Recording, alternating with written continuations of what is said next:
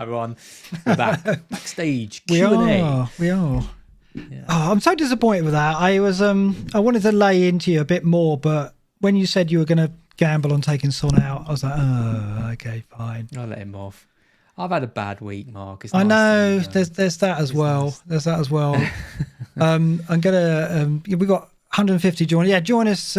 Fasten questions in. Let me get the chat open so I can see the questions as they're coming in as well. I don't know. I was thinking more about it while I was having a break there, and maybe what I could do is I could not go Salah and still go to Sterling punt and then get Salah in for 33. I'll look at that. I'm still determined to look at variations because I want to be excited by the wildcard. I don't want to think that I've played one which is an identikit wildcard, which I think it's very hard not to. That's one. You want a wild card, not a mild card. Yeah, exactly. It's very well put.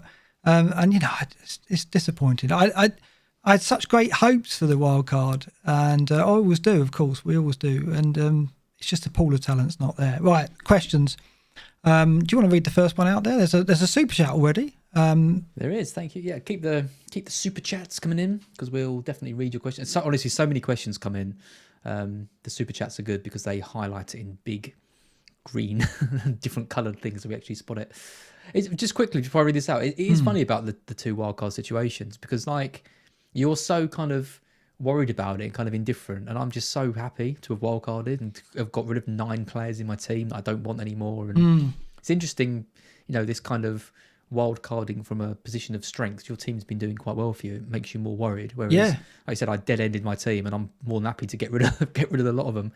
So we could end up with exactly the same players, but one of us is really happy, and one of us is exactly. And it's like I said earlier in the season. I didn't wildcard early in the first part of this season because my team was never quite bad enough, and I took loads of hits instead. And one of my approaches next season is perhaps I'm not going to take hits. Maybe if I've got problems, I'm just going to let those problems get to a point where I wildcard early, because it's almost like I was doing so many fixes along the way. I ended up wildcarding in game week 16, didn't I? And actually, I think wildcarding early is normally the way to go. But if you're always using the hits to fix your problems, your team's never going to be bad enough, and you're never going to be tipped over the edge. Yeah, and that's how I feel now. My team's not bad enough to wildcard. I'm only wildcarding now because I think time is running out where I can have an impact with it. And my team for 32 looks ropey. So why not play it now rather than 32 and try and get on the back of the swell of support for Liverpool and hope that everyone is correct on Salah? I don't know. I'm still torn about it. Anyway, let's get to the questions. Cool. So Nahal Kokani says, thoughts on having 13 playing and 2 bench fodder on WC, not going with any Man City players. So essentially just 2, so probably like a Kilman and a Mitchell or something. Or Davis, Keenan Davis. Or a Keenan Davis. I don't like it. I think maybe get away with 1. Having two completely non-option players. I think we are going to see rotation, especially with the likes of Chelsea. Okay, you haven't got any City players, but I think you might want to call on them. And actually, I think this is a good time to have a squad of players. And I had my spreadsheet open. I just listen to this podcast. I'm not going to do this joke again. But in the spreadsheet, I'm using, my players. And especially with the blank in 33 as well, you might need to call on someone. So for me, 1 max. I wouldn't go with 2 non-playing players. I've got your spreadsheet there. There it is. Look. There it is. Yep. Yep, there you go. Yeah, see, there's been some planning here. It's about time you used one of these. It's useful. But yeah, it's... So look at Veltman coming in 33. I mean, I don't play him any other week, but he's 4.4. He comes in perfectly in 33. Great fixture.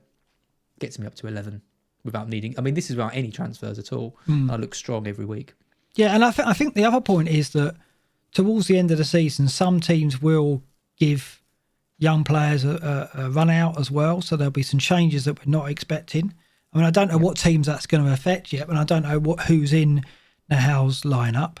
But you're right. I mean, you're dead right about Chelsea. There's going to be rotation there.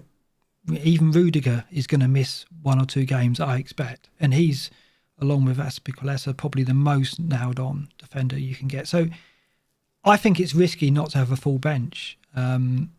I'd want, at least someone like Holding or Masuaku who are cheap. Well, this is it. And I at don't think least there's play. an excuse not to have a full bench because you've got Masuaku, Veltman, Holding, all under 4.5.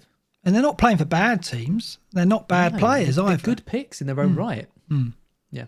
So I think it's unnecessary unless you're really desperate for money, which, again, I don't think many managers are. But anyway. Same. Mina Sidom says, hey guys. Sorry, didn't know where that pronunciation was right, but I tried. Hey guys, awesome show. I'm stuck. Thank you. I'm stuck between 1, Rudiger, Vidra, Veltman to James, Davis, Cody. Or 2, Holding, Vidra, Veltman to Sufal, Davis, Cody. Wait, then the same. So Sufal, Davis. So basically it's Sufal. Sufal instead of James. He's asking Sufal or James? Looks that way. Or just keep Rudiger, Vidra. Why wouldn't you just keep? This confuses me. This question. This is his wild card he's building, right? So Rudiger, Vidra, Veltman, which is the players that you've got, to me look stronger than James, Davis, and Cody. I like James, but Davis and Cody is what. I don't think they're as strong as Vidra and Veltman. I mean, Vidra is stronger than Davis. No. Veltman for me edges Cody maybe. I mean, that's close. I mean, it depends when you're going to play Veltman. You want Veltman for 33. That's what you're in there for. Rudiger versus James comes down to how much you want the fullback. I love fullbacks, as do you. Rudiger's probably going to be more nailed on. Not much in it. I think they'll both get 7 out of the 8. It's very difficult to advise in these situations because, like you saw with the spreadsheet, it's all about kind of planning and working out which player's going to come in when. Veltman works well for my team because I don't have any other players in that game and he's got that good fixture. I mean, I like Rudiger and Vidra. I don't think you can go wrong with them. I would prefer Sufal or Holding to. I would prefer Cody or Holding, I think, to Veltman if you didn't care about that 33 fixture. Yeah, because I think Holding is a better pick than Veltman if you're gonna. But I don't have any intention to play him. If I needed to play him in another game, I'd probably go for him instead. Yeah. No, I agree with that. So it depends on how often you need to call on these players. Yeah. Interesting though, like all of those players we discussed tonight. Again, I don't see any conversation which extends the pool beyond the players that we've discussed. I mean, this is what I mean. It underlines again that we're not seeing any names spring up that take us by surprise as such. Maybe Michael Richardson does, though. I like Mount, Maddison over Salah and Lingard, right? So he's trying there. He's trying. What do you think about that? Yes. I mean, the thing is the captaincy, isn't it? I mean, Salah, you're not going to captain him. You're not going to captain Mount or Maddison. So I guess like this week, for example, I don't know who you captain. If you haven't got any, I don't even know who you captain if you have got a City player. This is the reason why I like Salah, because I think he gives that captaincy option. I think like Mount and Maddison aren't massively inferior to Lingard, and I love Maddison, and I really do think, I did on my article for Scout, I talked about his stats, his quote where he says he wants to make more runs into the box and be more Frank Lampard-esque and all this. The fixtures are amazing for him as well. So yeah, Maddison for sure. I really like him. If I saw a team without Lingard and it had Mount and Maddison, I wouldn't be like, oh my God, that's ridiculous. But I mean, I'd like to have a wild card with one of Mount and Maddison in there, but as I showed tonight, it's really difficult because it's hard to go against Lingard, and you kind of Jota's value is difficult to ignore. Bruno and Salah are what they are, and you need Son at some point. So it's really, I mean, the midfield is the area where you can have the most fun, if you like. You can take the most risks and hope for rewards, but I just think it's Salah and Lingard, I think, are players that are difficult to ignore at the moment. I made a case against Salah. You argued very well against it, and at the end of the day, I do find it hard to justify not having him, given that the money can't easily be spent elsewhere, and that's a big thing. Do you want to read Sam O'Brien's there? I will. Great show, lads. Top work as always. Thank you, Sam. Is Trent a must-own over Phillips for both of you? My team value can't get Son, Bruno and Salah in with Trent in. My issue with Phillips is that he blocks you because he's got that Liverpool spot.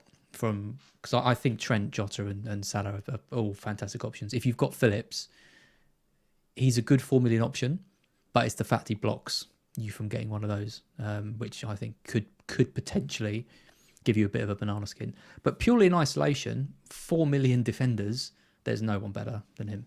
He's a good pick. I think who blocks. Yeah, and in his situation, though, I mean, he wants to get Son, Bruno, and Salah there, but he can't have Trent. Again, it's that midfield. It's that trio. I mean, I think you can go without Son until you need him in the double, right? But if you're playing the wild card, you don't want to put a transfer in the bank there and go, right, that's the transfer I've got to make. I mean, that's the trouble. If you don't go with Son this week, you've got to make that transfer next week, no matter what, really. I mean, it was interesting. Adam Hopcroft said that Son wasn't essential for the double game week. Fergie argued against that on the green, and I think he is. I think it's a risk, isn't it, going into that double game without Son? He hasn't been consistent, but it would be just like him to deliver over one of those games, and one of them Southampton, the game where he got the massive haul. So, I mean, imagine. Sorry, okay, come on. What order would you put the Liverpool assets in terms of priority? I was just going to say, imagine at the beginning of the season getting offered a 4 million starting Liverpool central defender. You'd be like, oh my God, Christmas has come early. I think Jota is the number one for me. I think then it's close between Salah and Trent.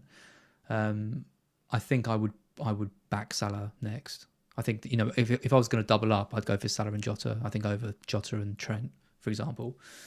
And then it probably is Phillips. To be fair, I don't mind Phillips at all. I think 4 million. It's just like I just worry about Liverpool defensively, but for 4 million.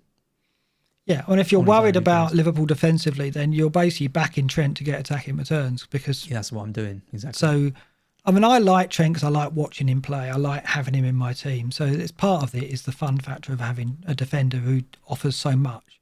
I think if I was in Sam's shoes and I wanted Son, Bruno and Salah, and I can see why he would, I'd go Phillips over Trent probably. Yeah. Questions are coming in. Thank you everyone for your generous donations as well. They will go on my green screen. You're going to get a green. Well, yeah, it's all going to be invested in the show. Interestingly, actually, I'm moving to the studio space back in the shed soon. So in a few weeks, I'm going to be in a different location again because you're getting booted out, are you? Pip's had enough, basically. Yeah.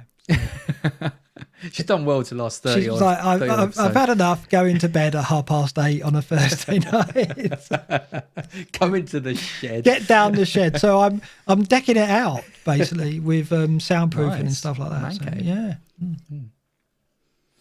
yeah. Nice comment from Graf for you. Well, for both of us, favourite pod, guys. Thank you, Graf. He wants to know why you've stopped doing a short video before the deadline. Well, that's linked to the fact that I don't have a studio space. So as soon as I'm down the shed full time, I can do more videos. That's the beauty of it because I can get away from the family. Whereas doing them regularly is difficult because I have to get rid of everybody from the lounge. So it's like, everybody out for half an hour, I do a quick FPL video. Is that okay? You can imagine what that's met with having, So that will happen more often once my studio's sorted out down there. So that will be good news for everybody. We might have a bit of an update on that at some point as well. Won't say any more.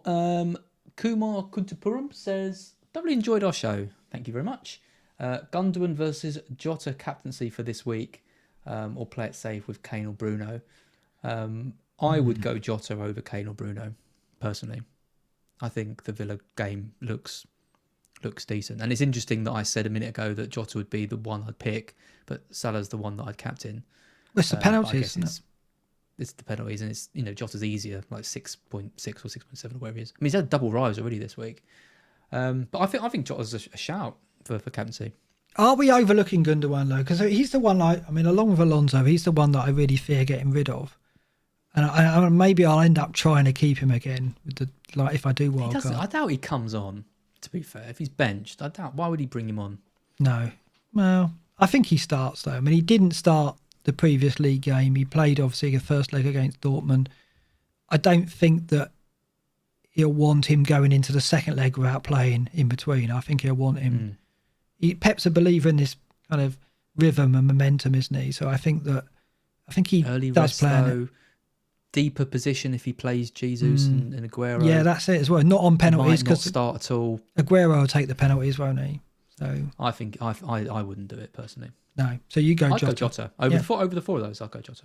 Yeah. Saif Diab, is Trent worth 3.3 more than Phillips? We answered that earlier. I think he is if you can afford what you want elsewhere. I think that he's a priority for me because I like having him in my team, like I say, and I don't want to deny myself the chance of getting him later by going Phillips because, like you said, if you go Jota, Salah, and Phillips, you can't get Trent then no matter what unless you make a transfer one of those three out. And he's shown signs like Salah that he could be getting back to his best. Arguably, he's shown him more often recently than Salah. So I think that for me, and he's a differential, he is to a degree, I think.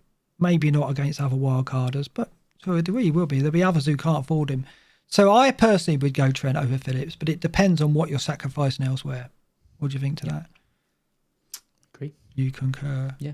Couldn't. How could I say any better? Yeah. Well, we kind of answered it anyway, but yeah, I think Trent's worth it personally. Where are we up to? What's the next super chat? Oh, Saif is back again. Do you want to read that one? Yeah, I have Vardy, Kane, and Salah on a wild card. Thinking of Sterling captain in 31. You're like that. Then Son in 32. Then Bruno in 33. Then KDB and Son in 34. Thoughts on booking transfers? Yeah, that's a good question because that is one thing that I'm thinking of with whatever mad player I end up with. It is nice to wildcard and then bank the transfer because you're kind of immediately ahead, going forward, and that's what I've liked to kind of do before. So it depends if you think there's enough of a gain that you can make this week. I guess I need to make gains because I don't want to be 200k coming into the season. I want to be pushing for the 100 more aggressive with my transfers. If you see potential in a player this week, don't just do it for the sake of it. If you think Sterling could go wild against Leeds, then it's worth it. But if you don't really see the kind of potential, if you don't, maybe you don't really feel the need to play so aggressive, then I would save. If you can save, unless you want to play. Well, the thing is, 35 is going to be the double game week. You're going to want two transfers going into 35. So I think it's okay to book out some transfers for the next couple, but you'll want to roll in 34. You'll want a strong team for 34 so you can roll into 35 with two, because there'll be double game week fixtures there that you'll want to react to. Yes, you'll have some of the players. It's inevitable that we'll have some of the players that have two fixtures in 35, if 35 is the double, of course, which you think it will be.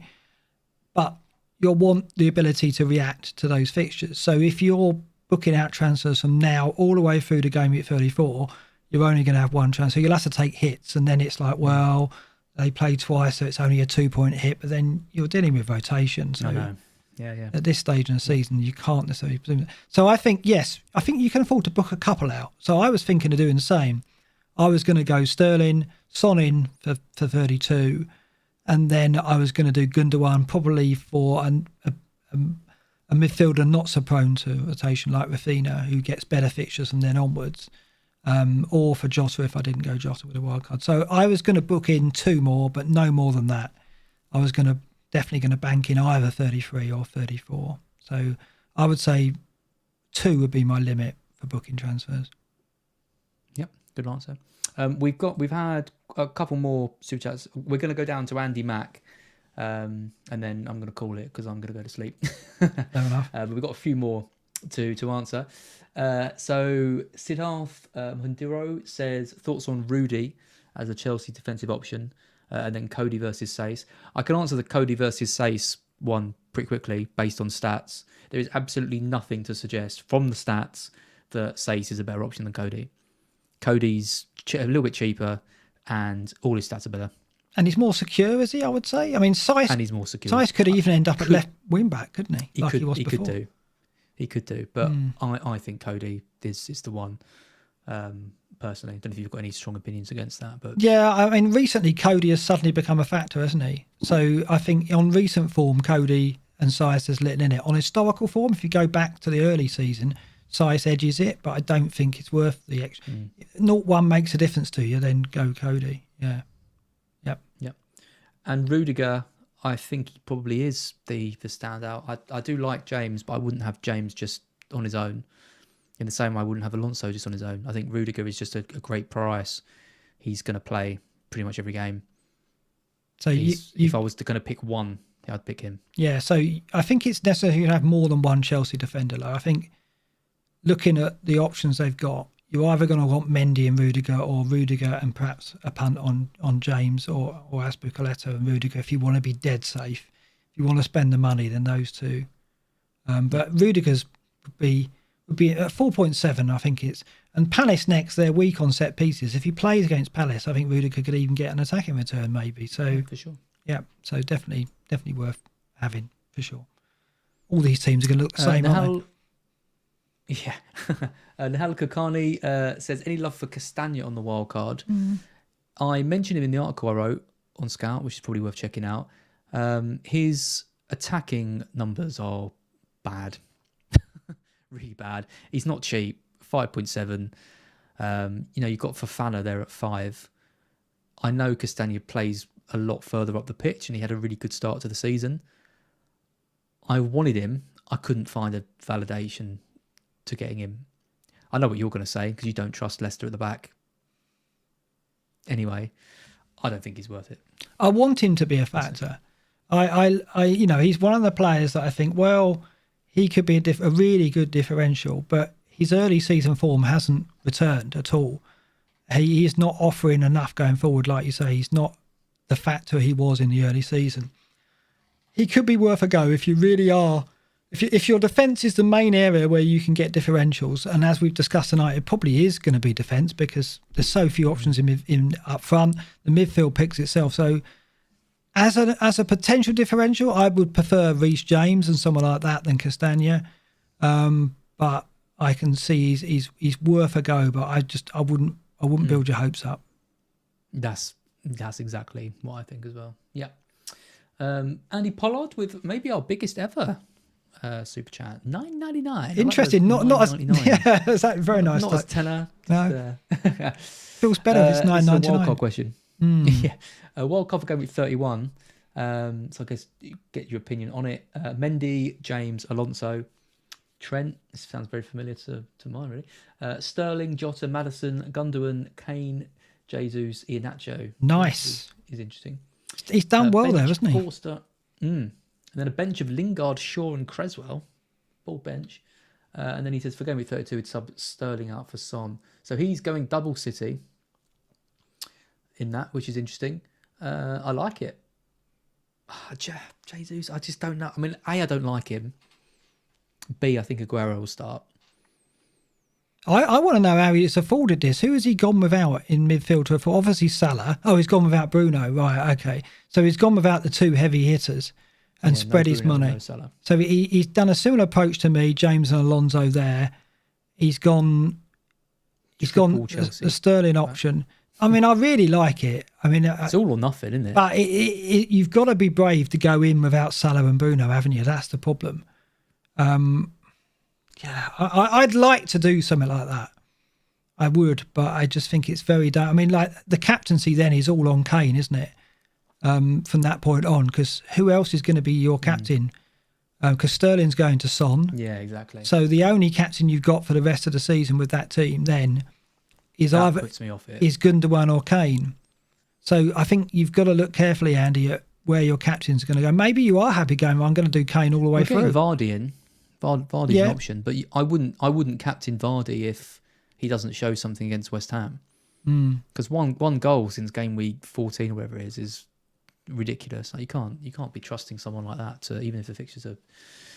My theory as well is that Jesus won't start against Leeds. I think it will be Aguero. I think Pep will want to keep. I think Jesus will see minutes because he wants to keep him sharp. He'll be on the bench against Dortmund, I think, Jesus, but he'll want him ready and fresh in case they need him in extra time. Or Aguero's shot, I think. I don't think Aguero's going to see Champions League action. He's not. He's not come back soon enough to get him ready for a Champions League, I don't think. He's the perfect Premier League season to finish the season with, starting every match. If he's, because it's giving him a chance to get some more goals in the Premier League where he's done so well in the past. He's giving everyone a bit of a break. it gets him minutes, like which you'll be happy with. I think he's going to start maybe most games. The question mark is more. He's not the same Aguero that he's been in previous years. No, and we've got to expect that, haven't we? We've got to expect. And he's playing in like an unsettled team where there's rotation everywhere. That's the other thing. That's what puts me off going Sterling captain to an extent. Is I think he is a good punt in the strongest City team, but who's going to be around him? You know, he's going to have Torres around him. He might go with Jesus and Aguero with Jesus out of position as well. You know, that's what worries me about Sterling as a captain this week. But I still think it's worth a go if you don't, like me, you're a bit sceptical about Salah. So I think you've got to look at the captains, Andy, and make sure you've got some cover before you decide on not going Bruno and Salah. Philip Blundell. Philip Blundell says, who would you bench between Iheanacho or Calvert-Lewin? And who would you captain between De Bruyne, Jota and Lingard? Good questions. Who would you bench between Iheanacho and Calvert-Lewin? I would probably bench Calvert-Lewin. I think without Rice, West Ham would be weaker. I've tipped a 2-1 win for Leicester, I think. So I think I'd go Iheanacho over Calvert-Lewin as well. I think they both could return, right? But I think that, I mean, Brighton defensively are very, very strong, but you know, Everton are very good away from home, so I do think Everton could get a result there, and I've tipped them to win as well. But I'd go Iheanacho, I think. De Bruyne, Jota or Lingard for captain? I would love to captain De Bruyne this week if I knew he was going to play. I think he's the standout player if he performs. I don't think De Bruyne will see minutes. He will either play and get like a 60, 70. I don't know why they'd play him though. Seems a bit of a like what they don't need to play him, do they? But I mean, he could play, but I don't think he will. No. But I think you could captain him in theory because I think you'll either get 67 minutes out of him or nothing. So I would probably go for De Bruyne captain and Vice on Jota. And hope that he plays. I wouldn't go near Lingard until we see Lingard without Antonio. We need to see what role he's going to have, how that affects West Ham's approach play. Because not surprisingly, Antonio is pivotal to the way they play, right? So for me, yeah, I'd probably go Jota. I don't think he'll come on either. I think if you've got De Bruyne, it's worth a gamble if you're going to make up ground. Because I agree with you, he won't come on if he's not starting. I don't think. Yep. Jigs John, did the price changes influence you to wildcard this week? They didn't at all for me. I just pressed wildcard as soon as the game week started because I knew I was going to do it. You haven't done it. No, so you haven't been influenced. I'll end up with Jota probably, and I've missed his 2 rises, but I think at the moment some good rises. Yeah, with Jota and Lingard going up. Yeah, I mean I had Lingard, so I didn't have to worry about him. Kane went up, I think, so I had him. De Bruyne has gone up, but I'm not interested. I've kept an eye on it. But it would have taken 4 or 5 of the players that I didn't have but wanted for me to worry about it. Yeah, and that wasn't the case. Normally it does worry me, right? Normally with the early wildcard, price changes are key, but not with this one. And finally, some shout outs to Andy Mack. He's a mate of mine. We're in a league together. We had exactly the same points like 6 weeks ago, so we've done that charity bet, and I'm just edging him at the moment. So yeah, hopefully I can continue that. So thank you, Andy. Thank you to Midell, who's always here in our Q&As. She says, just a shout out, thanks for this. Apparently we calmed her nerves after watching Arsenal and their terrible play. All the best and good night. So thank you for that, and I'm sorry about Arsenal. It's what I don't want any of their players on my wildcard, to be honest. And Spencer's in the house here. Look, Spencer, our friend. Spencer's in the house, chucking cashiers on the catwalk. He says spend it on coffee or beer. He's got a point. Green screen. Apparently me and oh god. So I'm in a I've been in. It used to be a cash league. It's not a cash league anymore. Just disclaimer. Not allowed, is it? But we do a cup tournament every year, and it's always quite exciting because we all know each other quite well, and we draw the names out of a hat and all this. And I've got Spencer in the cup this week, and I think we've had the first leg. I think I've beaten by 5 points, and he's just said in this chat that we've got exactly the same 11. Oh, there you go. The wild card. That suits me fine. I'll go through if they all play. Not surprising. It's exactly what I said. It's really hard to not pick similar teams. So, yeah. I mean, when we're out of this, hopefully we can all. I mean, it's been a while since I saw Spencer. Spencer, if you don't know, was one of the original moderators on Fancy Football Scout and friend of the website, going back a long time. So it's good to see you in the chat, Spencer, and hopefully one day we'll see each other in person again. Whenever we won't mention his wild card. Do you remember that? No, you mention it now and again. Every year you mention it. So I always legendary. He always messaging me like, "Oh yeah, bring it up again." For anyone that doesn't know, Spencer once made all his transfers on his wild card, but forgot to press the wild card. The button. classic, just the classic 60-point hit. Yeah, Tom Fenley. Tom Fenley did the same. I think he did, didn't he? Yeah. Yeah, and he won it. So there you go. I can't help it. Whenever I see Spencer in the chat, I need to mention that story because I love it. Absolutely. I think that's it then. That's it for the night. Thank you, Az. Thanks for no problem at all. It's been a hard week for me with the wildcard, even harder for you for other reasons. So we haven't been at our brightest, but we will be back next week to pick the bones out of Az's wildcard, to lament why I didn't go Salah and how I'm feeling after his hat-trick, I'm sure. So it's a good night for me again.